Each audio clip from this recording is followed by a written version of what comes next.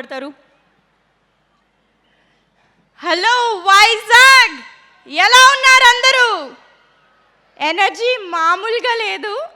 నేను కూడా first time ఇంతమంది ముందు మాట్లాడుతున్నారు. అందరికీ నమస్కారం. నా పేరు లిఖిత. లిఖిత అంటే రాసిపెట్టి ఉంది అని ఎక్కడో చదివాను. ఏ టైంలో మా పేరెంట్స్ నాకు ఆ పేరు పెట్టారో కానీ మొదటి సినిమాని గుణశేఖర్ గారితో చేయటం నిజంగానే రాసిపెట్టి ఉందేమో అనుకుంటున్నాను.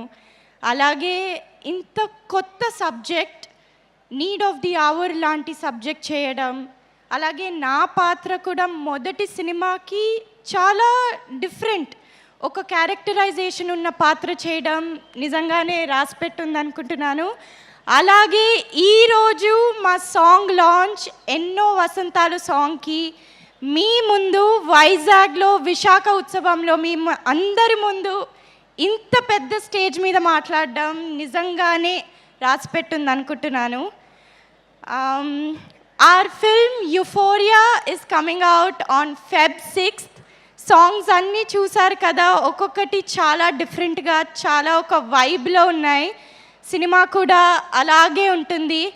అండ్ మేమందరం చాలా యంగ్ టీమ్, ఫ్రెష్ ఫేసెస్, కొత్త వాళ్ళతో సినిమా తీశారు సార్. అలాగే తెలుగు వాళ్ళం అందరూని ఆడిషన్ చేసి పిక్ చేసుకున్నారు.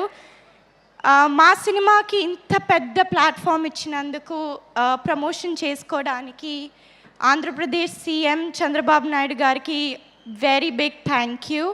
మేమందరం జెన్జీస్, బట్ ఆయన జెన్ ఆల్ఫా దగ్గర ఉంటారు, ఎప్పుడు ఒక మెట్టు ముందుంటారు.